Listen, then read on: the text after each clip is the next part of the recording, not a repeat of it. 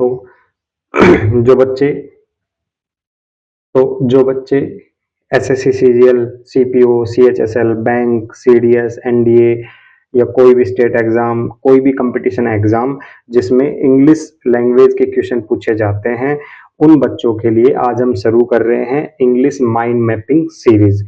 और mind mapping series का जो फर्स्ट चैप्टर है वो है प्रीपोजिशंस। ये पहलवान प्रीपोजिशंस प्रीपोजिशन को मेनली हम 3 पार्ट्स में कंप्लीट करेंगे। जो फर्स्ट पार्ट होगा, फर्स्ट पार्ट में हम 3 स्टेप में करेंगे व्हाई प्रीपोजिशंस, मतलब सेंटेंस में प्रीपोजिशन का यूज होता ही क्यों है। जब हम इसको पढ़ेंगे तो प्रीपोजिशन के पॉइंट ऑफ व्यू से किसी सेंटेंस को हम 3 पार्ट्स में डिवाइड कर सकते हैं। पहला होता है सब्जेक्ट, सब्जेक्ट होता क्या है, लैंडमार्क होता क्या है, नोशन क्या होता है, ये हम पहले पार्ट में पढ़ेंगे। जो सेकंड पार्ट होगा वो होगा उसमें व्हाट इज प्रीपोजिशन।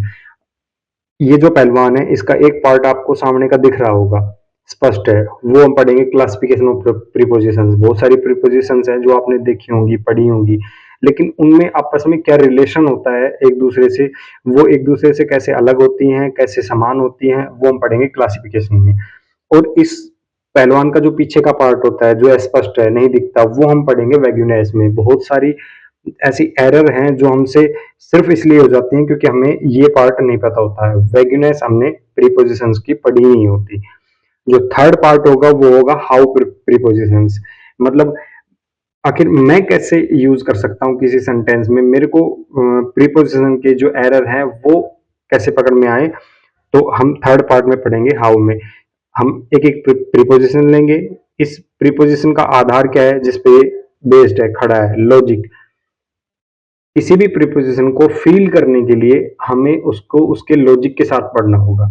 और जो लॉजिक है उसके 2 स्तंभ होते हैं। पहला है फिगरेटिव और स्पेशल सेंस, मतलब पिक्चर के माध्यम से या फिर ज्योमेट्रिकल रिप्रेजेंटेशन के माध्यम से हम आपको लॉजिक जो है वो फील करने में आपको हेल्प करेगी। और सेकंड होगा इसका फंक्शनल और एब्स्ट्रैक्ट सेंस, द इम्प्लिसिट और metaphorical element of the logic, मतलब लॉजिक का जो अस्पष्ट पार्ट होता है जिससे हम इसको महसूस कर सकते हैं, वो हम इसका दूसरा जो ये स्तंभ है इसमें हम इसको पढ़ेंगे।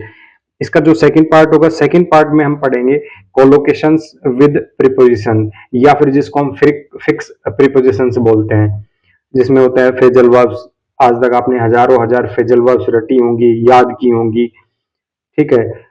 लेकिन मैं कह सकता हूं कि अगर आप फर्स्ट पार्ट को अच्छे से पढ़ लेते हैं तो आपको फ्रेजल वर्ब्स को कभी भी रटने की, याद करने की आवश्यकता नहीं होगी।